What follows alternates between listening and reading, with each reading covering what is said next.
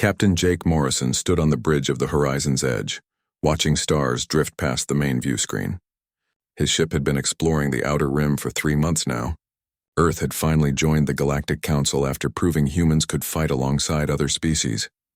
Now they wanted to show that humans could also explore and discover. "Captain, we're receiving a strange signal," said Lieutenant Commander Lisa Hayes from her station.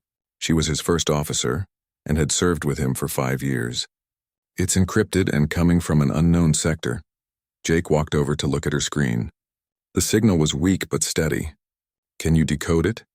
"Working on it now," Lisa replied, her fingers moving quickly across the controls. After a few minutes, she looked up with concern. "Sir, this is a distress call. Someone is asking for help." The message played through the bridge speakers. It was in broken but understandable English. "Please, anyone who hears this, we need help. The Krillians are coming. We cannot fight them. We are peaceful people. Please help us."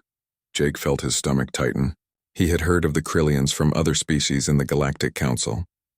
They were known as conquerors who took over peaceful worlds. "Set course for the signal source, maximum speed." The horizon's edge jumped to hyperspace and arrived at a beautiful blue-green planet 3 days later. As they entered orbit, Jake could see cities that looked like they were made of crystal and light. The planet was clearly advanced, but there were no weapons or military ships anywhere. "I'm reading massive energy signatures from the surface," reported Chief Engineer Dan Miller. "Their technology is incredible, but it's all peaceful. No weapons at all." A new signal came from the planet. This time it was clearer. "Human ship, please come to our capital city. We have been waiting for someone to answer our call."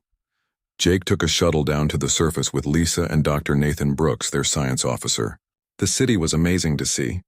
Tall spires reached into the sky, connected by bridges that seemed to float in the air. The people who met them were unlike anything they had seen before. The aliens were tall and thin, with skin that was almost see-through. Their eyes were large and filled with intelligence and kindness. They moved with grace but seemed fragile, like they might break if touched too hard. "Welcome, humans," said one of the aliens who stepped forward. "I am Ambassador Zathara. We are the Volani. Thank you for coming to us." Jake bowed slightly. "I'm Captain Morrison. We received your distress call. Tell us what's happening."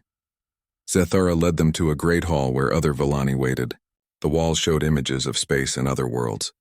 "We have lived in peace for thousands of years," Zathara began. "We study science, art, and medicine. We help other species when we can, but we do not know how to fight. The Krillian Empire has been moving through this sector," continued another Volani. "They conquer peaceful worlds and make slaves of the people. They have destroyed 12 civilizations in the past year." Lisa leaned forward. "What do they want with your world?" "We have advanced technology," Zathara explained. "Our quantum computers can solve problems in seconds that take others years. Our medical knowledge can cure diseases that kill millions. The Krillians want this knowledge, but they also want to control us completely." Dr. Brooks studied the Volani carefully. "Have you tried to negotiate with them?" "Yes," Zathara said sadly. "We offered to share our knowledge freely if they would leave us in peace. But they do not want sharing. They want ownership. They want us to be their property." Jake felt anger building inside him. "What about the other species in the Galactic Council? Won't they help?" "Some are afraid of the Krillians," Zathara replied. "Others say we should have built weapons to defend ourselves. A few said they would help, but only if we gave them our technology first. No one has come." The Volani showed them images of Krillian attacks on other worlds. The Krillians were large reptilian creatures with powerful weapons. They destroyed anything that got in their way and enslaved the survivors. "How long do we have?" Jake asked. "Our long-range sensors show their fleet will arrive in 1 week," Zathara said. 300 ships, maybe more. "We have tried to build shields around our cities, but we do not know how to make weapons. It is not in our nature." Dr. Brooks looked puzzled. "What do you mean it's not in your nature?" Zathara touched a control panel and a hologram appeared showing Volani brain scans. "We are born without the ability to hurt others. Our minds cannot think of violence. When we try to imagine harming another being, we become physically sick. It is how we evolved." Jake stared at the peaceful aliens around him. They were incredibly advanced but completely helpless against attackers. It went against everything he believed in to let bullies hurt innocent people. "We will help you," he said firmly. Zathara's large eyes filled with tears. "You would do this?" You barely know us. That doesn't matter, Jake replied. What matters is that you need help and we can give it. Lisa looked worried. Captain, our ship alone won't be enough against 300 Krillian vessels. Then we'll get more ships, Jake said. We'll contact Earth immediately. The Volani provided detailed information about the Krillians, their weapons, their tactics, and their previous attacks. They also showed the humans around their cities, explaining their technology. Everything the Volani had built was designed to help and heal, never to harm. That evening, as they prepared to return to their ship, Zethara spoke with Jake privately. Captain Morrison, why are humans willing to fight for strangers? Most species only protect their own. Jake thought about it for a moment. Maybe it's because we know what it's like to be the underdog. Humans have fought against bullies throughout our history. We learned that sometimes you have to stand up to evil even when the odds are against you. But you could be destroyed helping us, Zethara pointed out. Maybe, Jake admitted. But we could never live with ourselves if we ran away and let innocent people be hurt, when we could have helped. Back on the horizon's edge, Jake sent an urgent message to Earth. He explained the situation and requested immediate military support. He knew it was a long shot. Earth was new to galactic politics and the Krillian Empire was powerful. But he also knew that humans had never been good at backing down from a fight, especially when it was the right thing to do. As his ship jumped back to hyperspace heading for Earth, Jake looked out at the stars and wondered if humanity was about to bite off more than it could chew. But deep down he knew they had to try. The Volani deserved protection, and if no one else would give it to them, then humans would. The emergency meeting in the Pentagon was packed with Earth's top officials. President Elena Rodriguez sat at the head of the table, her face serious as she listened to Captain Morrison's report. Around her sat the Secretary of Defense Robert Clay, Admiral Frank Garrison, and other key military leaders. So let me understand this, President Rodriguez said after Jake finished speaking. You want us to take on an empire of 300 warships to protect aliens we just met? Yes, Madam President, Jake replied without hesitation. The Volani are completely defenseless. If we don't help them, they'll be enslaved or destroyed. Secretary Clay shook his head. Captain, I respect what you're trying to do, but we have to think about Earth's safety. The Krillian Empire could turn on us next. They might turn on us anyway, Jake argued. At least this way we'd have allies who are grateful to us. Admiral Garrison leaned forward. What do we know about Krillian military capabilities? Dr. Nathan Brooks, who had come with Jake, activated a holographic display. The Volani shared everything they know. Krillian ships are heavily armed but not particularly fast. They rely on overwhelming numbers and brute force. They're not used to facing opponents who fight back strategically. That's something, Admiral Garrison mused. But 300 ships against our entire fleet is still bad odds. President Rodriguez was quiet for a long moment. Dr. Brooks, tell me more about these Volani. What makes them special? Dr. Brooks's eyes lit up. Madam President, they're remarkable. I've never seen anything like their brain structure. They're literally incapable of violence. Their neural pathways don't allow for aggressive thoughts, but their intelligence is incredible. Their medical technology could cure diseases we've been fighting for centuries. Their quantum computers could solve climate change, energy problems, space travel issues, everything. And the Krillians want to enslave them, President Rodriguez said quietly. Yes, ma'am. They want to use the Volani like living computers. The room fell silent. Finally, the president spoke. What would we need for a mission like this? Admiral Garrison pulled up fleet statistics. I could put together a task force of 50 ships. It's not enough to match their numbers, but it might be enough if we're smart about it. What's your assessment of success? The president asked. Honestly, maybe 30% if everything goes perfectly, Admiral Garrison admitted. But Captain Morrison is right about one thing. If we let the Krillians take the Volani, they'll be that much stronger when they come for the next target. Secretary Clay stood up. This is madness. We're talking about risking our entire space fleet for aliens who won't even fight for themselves. That's exactly why we should help them, said a new voice from the doorway. Everyone turned to see General Patricia Walsh, head of the Marine Corps, entering the room. Sorry I'm late. I heard the discussion from outside. She took a seat and continued. Throughout human history, our greatest moments have come when we protected those who couldn't protect themselves. It's what makes us human. President Rodriguez nodded slowly. Admiral Garrison, how quickly could you assemble this task force? 3 days, ma'am. I'd want to take the Terra's shield as flagship, plus our best cruisers and destroyers. Captain Morrison's Horizon's Edge would be valuable for reconnaissance. What about ground forces? Asked General Walsh. Colonel Alex Turner's regiment is ready for deployment, Admiral Garrison replied. The 1st Interstellar Defense Regiment. They've been training for exactly this kind of mission. Captain Morrison spoke up. The Volani have offered to share their technology with us. They've already shown Dr. Brooks medical advances that could save thousands of human lives. If we help them, they want to form a permanent alliance, and if we lose? Secretary Clay asked. Then at least we'll have tried to do the right thing, President Rodriguez said firmly. She looked around the room.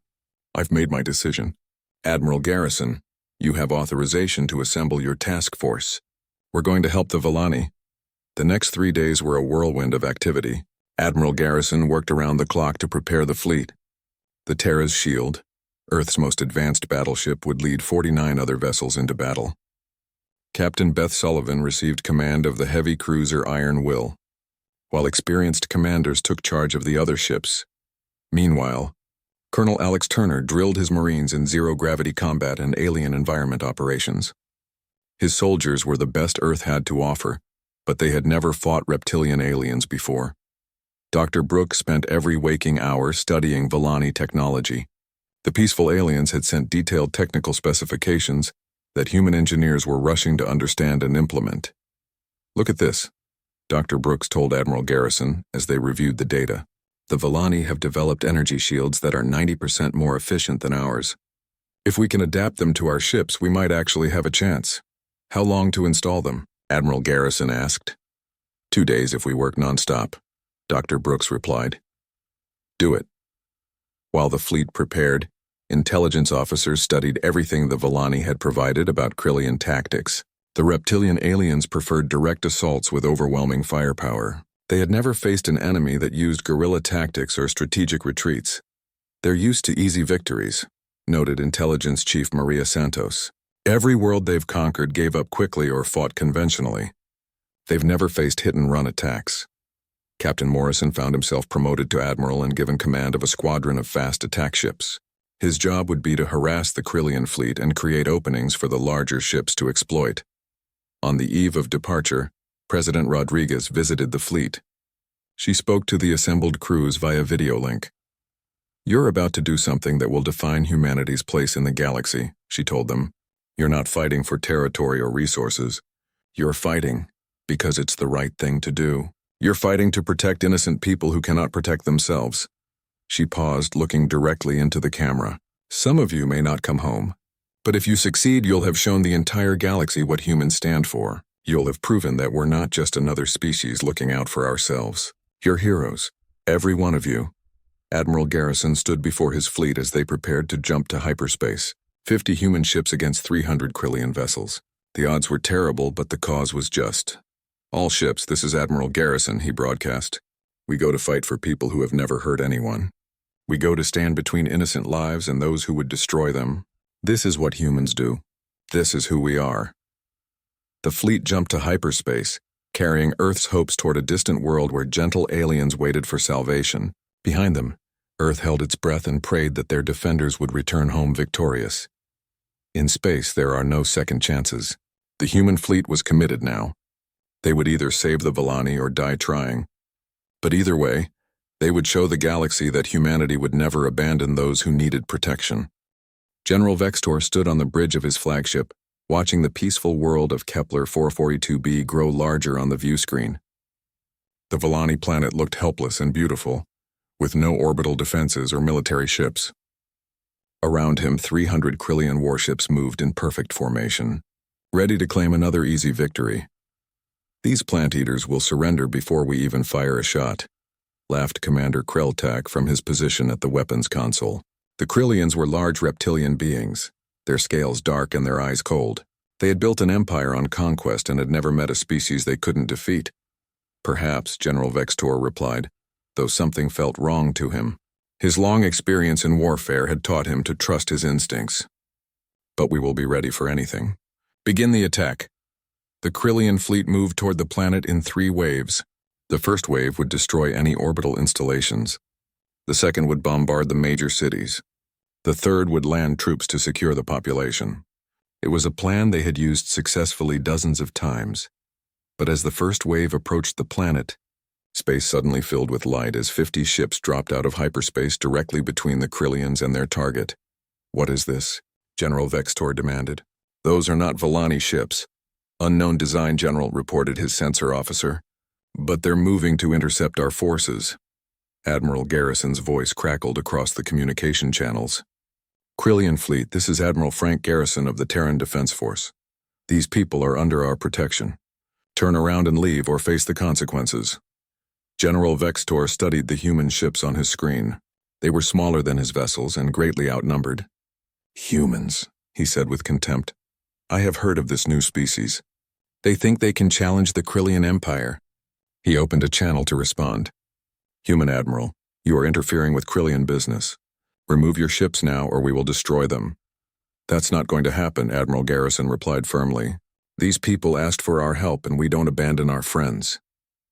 General Vextor closed the channel and turned to his officers. "Destroy the human ships, all of them." The first wave of Krillian ships opened fire with massive energy cannons, but the human vessels moved like nothing the Krillians had ever seen. They split into small groups, darting between the larger enemy ships and firing at weak points in their armor. Captain Morrison, now Admiral Morrison, led a squadron of fast attack ships in a hit-and-run assault on the Krillian right flank.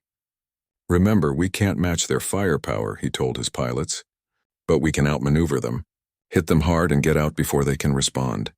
The human ships struck like angry wasps, firing precise shots at engine systems and weapon arrays before vanishing behind asteroids, or diving beneath the Krillian formation. The confused reptilian commanders found themselves chasing shadows, while their own ships suffered steady damage. Admiral Garrison coordinated the battle from the bridge of the Terra's shield. The Volani shield technology had been successfully installed on most of the human ships, giving them protection they desperately needed. "Captain Sullivan, take the Iron Will and hit their command ship," he ordered. "Morrison, keep their fighters busy. All other ships target their heavy cruisers." Captain Beth Sullivan acknowledged the order and led her cruiser straight into the heart of the Krillian formation. The Iron Will took massive damage, but managed to disable 2 enemy ships before being forced to retreat. On the planet below, the first Krillian dropships managed to land despite the space battle above. Colonel Alex Turner and his Marines were waiting for them. "Here they come," Turner told his troops as the alien soldiers poured out of their landing craft. The Krillians were big and strong, but they were used to fighting enemies who ran away. The human Marines did not run. The battle on the ground was fierce and brutal. Krillian soldiers had powerful weapons and thick armor, but the humans fought with a desperation that surprised them. Every street, every building became a battleground. The Volani, unable to fight themselves, did everything they could to help. They used their technology to enhance human weapons and armor. Their medical teams worked around the clock to heal wounded Marines. Their computers provided tactical information that helped the humans stay one step ahead of their enemies. "This is incredible," Dr. Brooks told Admiral Garrison over the communication link. "The Volani have modified our energy weapons to be 40% more effective. They've also developed portable shield generators for the ground troops." In space, the battle continued to rage. The Krillians had numbers, but the humans had tactics and technology. Captain Morrison's squadron continued their harassment attacks while Admiral Garrison's main force engaged the enemy battle line. Then disaster struck. Captain Sullivan's Iron Will was cornered by 3 Krillian heavy cruisers. Her ship was badly damaged and losing power. "Admiral, this is Sullivan," she reported calmly. "My engines are gone and weapons are at 20%. They're closing in for the kill." "Hold position, Captain," Admiral Garrison replied. "We're coming to help." "Negative, sir," Captain Sullivan said firmly. "You're needed elsewhere. I can still make a difference." Before Admiral Garrison could respond, Captain Sullivan turned her ship toward the largest Krillian vessel. The Iron Will accelerated to ramming speed, her remaining weapons firing continuously. "For Earth and the Volani," she shouted as her ship struck the enemy cruiser. Both vessels exploded in a brilliant flash that lit up the battlefield. The sacrifice of the Iron Will created a gap in the Krillian formation. Admiral Morrison immediately led his fighters through the opening, striking at the enemy from behind while Admiral Garrison's ships pressed the attack from the front. General Vextor watched his perfectly ordered fleet falling into chaos. These humans fought unlike anything he had ever seen. They took impossible risks and never gave up, even when facing certain death. "General, we've lost 30 ships," his aide reported. "The humans have only lost 7. How is this possible?" General Vextor demanded. "We outnumber them 6-1. They don't fight like civilized beings," Commander Kreltak complained. "They attack from all directions. They sacrifice themselves to save others. It's madness." But General Vextor was beginning to understand. These humans weren't fighting for conquest or glory. They were fighting to protect innocent people. It gave them a strength that numbers alone couldn't match. On the ground, Colonel Turner's Marines had established a defensive perimeter around the largest Villani city. The Krillian ground forces, used to easy victories, found themselves trapped in brutal urban warfare against an enemy that refused to surrender. "They just keep coming," one of Turner's sergeants reported. "Every time we push them back, they regroup and attack again." "That's what we do," Turner replied grimly. "We don't quit." The battle raged for hours with neither side able to gain a decisive advantage. The Krillians had superior numbers, but the humans had superior motivation. They were fighting to protect innocent lives, and they would not be moved. As the space battle continued, something unexpected happened. Dr. Brooks, working with Villani scientists, made a breakthrough that would change everything. "Admiral Garrison," he called excitedly, "we've found something. The Villani have developed a neural disruptor that can shut down Krillian brain functions without killing them. It's completely non-lethal, but it will stop them from fighting." "How do we deploy it?" Admiral Garrison asked. "We need to get close to their command ship," Dr. Brooks explained. "The Villani can transmit the signal directly into their neural networks." Admiral Garrison looked at the tactical display. The Krillian command ship was heavily protected and surrounded by guards. Getting close enough would be suicide, unless they were very clever about it. The battle had been raging for 6 hours when something unexpected happened aboard the Krillian cruiser Dark Talon. Commander Thaxavon, a young Krillian officer, watched in horror as human Marines risked their lives to save wounded Krillian soldiers instead of leaving them to die. "Why do they do this?" he asked his aide, pointing at the tactical display showing human medics treating captured Krillians. "We came here to enslave their allies. Why do they save our wounded?" His aide, Lieutenant Zekra, looked equally confused. "I do not know, Commander. In all our wars, enemies have always left our wounded to die. These humans are strange."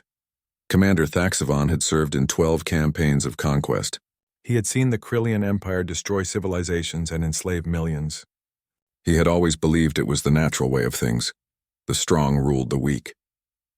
But watching these humans fight desperately to protect people they barely knew made him question everything. On his bridge, General Vextor was growing frustrated. His massive fleet should have crushed these humans hours ago. Instead, he was losing ships steadily while the enemy seemed to get stronger. "Sir, we're receiving a priority message from the High Command," his communications officer reported. General Vextor activated the holographic display. The face of Supreme Leader Gorthax appeared, his reptilian features twisted with rage. "Vextor, what is taking so long? You have 300 ships against 50 primitives. The humans fight differently than any enemy we have faced," General Vextor explained. "They use tactics we have never seen. They sacrifice themselves for others. I don't want excuses," Gorthax roared. "Destroy them now or I will find someone who can." The transmission ended, leaving General Vextor staring at the tactical display. He was one of the Empire's greatest generals, but these humans were making him look like a fool. Meanwhile, Commander Thaxavon was making a decision that would change the course of the battle. He had been monitoring human communications and was amazed by what he heard. The humans weren't fighting for conquest or glory. They were fighting purely to protect innocent people. "Lieutenant Zekra," he said quietly, "what if we have been wrong? What if there is a better way than conquest?" His aide looked shocked. "Commander, such talk is treason." "Is it treason to want something better than endless war?" Thaxavon asked. "Look at what we have become. We destroy everything beautiful in the galaxy and call it strength." That night, as the battle continued in space, Commander Thaxavon made a secret transmission to the human fleet. Admiral Garrison was surprised to receive a message from an enemy ship. "Human Admiral, this is Commander Thaxavon of the Krillian Navy. I wish to meet with you." Admiral Garrison was suspicious. This could be a trap, Commander. I know, Thaxvon replied. But I have information that could save lives on both sides. I propose we meet on the Villani planet in the capital city. Your allies can guarantee both our safety. Admiral Garrison discussed it quickly with his officers. It was risky, but if there was a chance to end the fighting, they had to try. 2 hours later, Admiral Garrison and Commander Thaxvon met in the crystal halls of the Villani capital. The peaceful aliens served as neutral hosts, their large eyes watching both warriors with curiosity. "Why did you contact me?" Admiral Garrison asked directly. Commander Thaxvon was quiet for a moment. "I have watched your people fight today. You sacrifice your lives for aliens you barely know. You heal our wounded instead of letting them die. I have never seen anything like it." "That's what civilized beings do," Admiral Garrison replied. "Is it?" Thaxvon asked. "Then what does that make us?" "We conquer and destroy everything we touch. We call it strength, but maybe it is just fear." Admiral Garrison studied the young Krillian officer. "What are you proposing?" "I command 12 ships," Thaxvon said. "Others in the fleet are beginning to question our mission as well. If you can show us there is a better way, we might be willing to help." Ambassador Zathara of the Villani spoke softly. "Commander Thaxvon, your people have caused great suffering. But we believe all beings can choose to change." "What would you need from us?" Admiral Garrison asked. "Information about General Vextor's battle plans," Thaxvon replied. "And perhaps a demonstration of this neural disruptor Dr. Brooks has developed. If we could stop the fighting without more killing, wouldn't that be better?" Admiral Garrison made a decision that went against all military training. He chose to trust an enemy commander. "Dr. Brooks, show him what we've developed." Dr. Brooks activated a holographic display showing the Villani neural disruptor technology. "It will shut down Krillian neural functions for several hours without causing permanent damage. No one dies, but they can't fight." Commander Thaxvon stared at the display in amazement. "You could have built weapons to kill us more efficiently. Instead, you built something to stop us without harm?" "The Villani don't believe in causing unnecessary death," Dr. Brooks explained. "They taught us that victory doesn't require slaughter." That night, Commander Thaxvon returned to his ship and began secretly contacting other Krillian officers who had grown uncomfortable with their empire's methods. By morning, 23 ships had agreed to join the rebellion. The plan was simple but dangerous. Admiral Morrison would lead a strike force to capture General Vextor's command ship. Commander Thaxvon's rebels would create confusion in the Krillian ranks by attacking their own allies. Meanwhile, Dr. Brooks and the Villani would deploy the neural disruptor to shut down the general's loyal crew.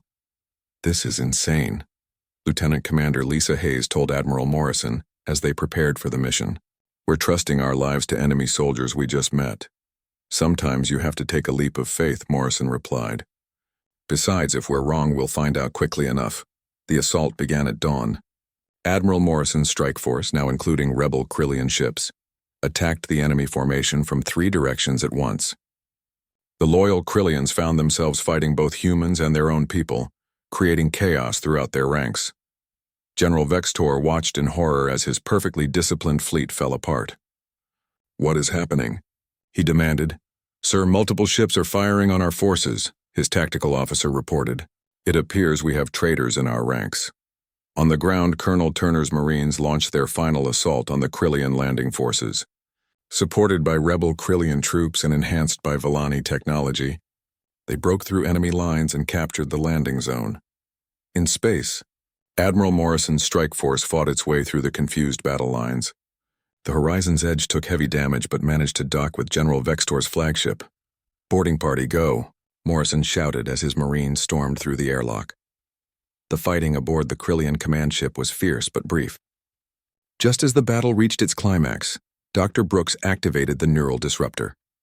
The Villani transmission shut down the brain functions of every loyal Krillian aboard the ship, leaving them unconscious but unharmed. General Vextor found himself surrounded by human Marines and rebel Krillians. For the first time in his life, the great general had been defeated. "It's over," Admiral Morrison told him. "Your fleet is scattered, your troops are captured, and your empire's grip on this sector is broken." General Vextor looked around at his unconscious crew and the rebels who had turned against him. "How did you do this? How did you turn my own people against me?" Commander Thaxvon stepped forward. You didn't lose because the humans are stronger, General. You lost because they showed us there was something worth fighting for besides conquest. The battle for the Vallani homeworld was over. Humanity had achieved the impossible. They had defeated a vastly superior force not through superior weapons or numbers, but through courage, compassion, and the willingness to show their enemies a better path forward. 3 months after the battle, Ambassador Linda Peterson sat in the Great Assembly Hall of the Galactic Council. Representatives from hundreds of species filled the curved tiers of seats, all of them buzzing with conversation about what had happened at Kepler 442b. The news had spread across the galaxy like wildfire. A new species called humans had defeated the mighty Krillian Empire, not through superior force, but by convincing half the enemy fleet to change sides. It was unprecedented in galactic history. The Council recognizes the human representative, announced the speaker, a tall being with blue-scaled skin and 4 arms. Ambassador Peterson stood and walked to the central podium. She was nervous but determined. This speech would determine humanity's future role in galactic society. Honored members of the Council, she began. 3 months ago, the Vallani came to us asking for help. They were facing destruction by the Krillian Empire, and every other species had turned them away. Murmurs rippled through the assembly.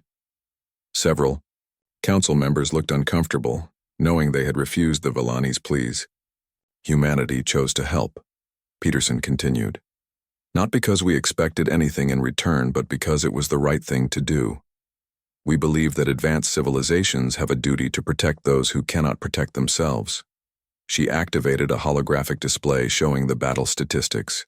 50 human ships faced 300 Krillian vessels. By all military logic, we should have been destroyed.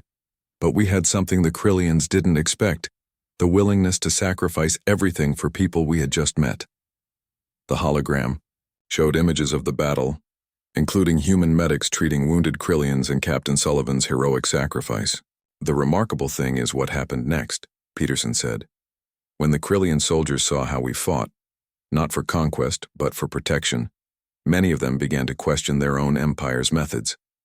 Commander Thaxvon and his followers didn't change sides because we defeated them. They changed because we showed them there was a better way to live. A representative from the Altarian Republic stood up. Ambassador Peterson, what you describe sounds admirable, but what does humanity want from the Council? Surely you didn't come here just to tell us stories. Ambassador Peterson smiled. We want to establish what we call the Terra Doctrine, the principle that every species in this council has a responsibility to defend peaceful civilizations from aggressors.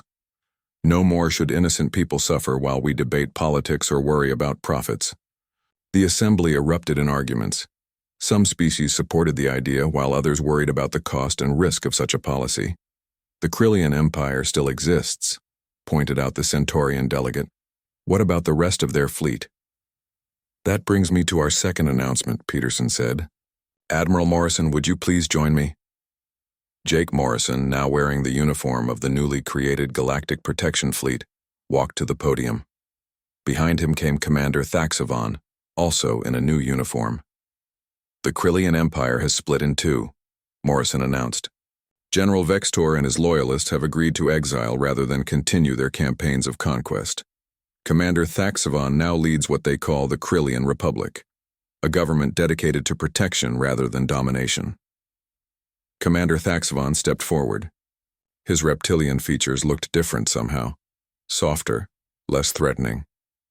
My people have learned from the humans that true strength comes from protecting others, not conquering them. We wish to join this Galactic Protection Fleet and make amends for our past crimes. The assembly was stunned into silence. The idea of Krillians as protectors instead of conquerors was almost impossible to believe. Dr. Nathan Brooks took the podium next. The Vallani have established research partnerships with both humanity and the reformed Krillians. Their medical technology has already begun curing diseases that have plagued the galaxy for centuries. Their quantum computers are solving energy and environmental problems throughout known space. He gestured to Ambassador Zathara, who had been watching from the Vallani section. But more importantly, they have shown us that incredible advancement is possible without violence. The Villani prove that civilization doesn't require military strength. It requires compassion and wisdom. The debate that followed lasted for 3 days. Some council members accused humanity of being naive idealists who would get themselves killed trying to save everyone. Others argued that the Terra Doctrine was exactly what the galaxy needed. Finally, a vote was called. The Terra Doctrine passed, by a narrow margin, establishing the Galactic Protection Fleet as an official council organization. 17 species volunteered to contribute ships and personnel. Admiral Morrison was given overall command of the new fleet. His first assignment came just 2 weeks later, when a peaceful species called the Miralans sent a distress call. They were being attacked by pirates who had heard about their advanced mineral extraction technology. "This is Admiral Morrison of the Galactic Protection Fleet," he broadcast as his mixed fleet of human, reformed Krillian, and allied vessels dropped out of hyperspace. "To the attacking ships, you will cease your assault immediately and withdraw." The pirate leader laughed over the communications channel. "You're outnumbered 3-1, Admiral. What makes you think we'll run from you?" "Because we're not fighting for treasure or territory," Morrison replied calmly. "We're fighting to protect innocent lives. That makes us stronger than you can imagine." The battle was swift and decisive. The pirates, used to facing defensive forces that fought to minimize their losses, couldn't handle an enemy that fought with absolute determination. Most of the pirate ships were captured intact, their crews taken prisoner rather than killed. Word of the protection fleet's success spread quickly. Within 6 months, they had stopped 4 more attacks on peaceful worlds. Each victory convinced more species to join their cause. Colonel Turner, now General Turner, established training programs where former enemies learned to work together. Humans taught tactical flexibility, reformed Krillians provided discipline and strength, and the Villani contributed technology and wisdom. Dr. Brooks opened research facilities throughout the galaxy, where the greatest minds from dozens of species worked together on problems that affected everyone: disease, hunger, environmental destruction, and interstellar conflict.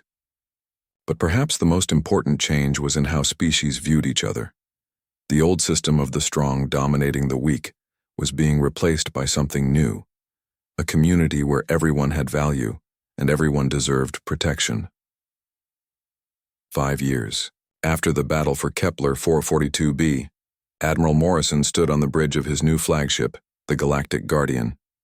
His crew included humans, reformed Krillians, Villani scientists, and representatives from 20 other species. "Admiral, we're receiving a distress call," reported his communications officer, a young Villani named Siltara. "A species called the Zephyrians is under attack by the Morgani war tribes." Morrison looked at the tactical display. The Zephyrians were small, peaceful creatures who lived in crystal cities beneath the ice of their frozen world. The Morgani were raiders who had refused to join the new galactic order. "How many Morgani ships?" Morrison asked. 400, sir. They want to strip mine the Zephyrian homeworld." Commander Thaxvon, now Morrison's second in command, growled softly. 400 ships against our 60. The odds are not good." Morrison smiled. "Commander, have you learned nothing in 5 years? We don't fight with numbers. We fight with purpose." He opened a fleet-wide channel. "All ships, this is Admiral Morrison. We have a distress call from the Zephyrians. Another peaceful species needs our protection. I know some of you are thinking about the odds. 400 against 60 seems impossible." He paused, looking around at his mixed crew of former enemies who had become family. "But remember why we're here. Remember what we've built together. We're not just a fleet. We're proof that the galaxy can be better than it was. We're proof that different species can work together. We're proof that protection is stronger than conquest." Morrison activated the fleet's jump drives. "This is Admiral Morrison of the Galactic Protection Fleet. We have a job to do." As the 60 ships jumped toward another battle against impossible odds, Morrison thought about how much had changed since that first desperate message from the Villani. Humanity had come to the galaxy as newcomers with nothing to prove their worth except their willingness to fight for others. Now, the phrase, "call the humans," had become something more. It had become, call the Protection Fleet, a symbol of hope for the oppressed and a promise that no peaceful species would ever again face extinction alone. The stars streamed past as the fleet raced toward another world in need. Behind them, the galaxy was slowly becoming the kind of place where the strong protected the weak instead of preying on them.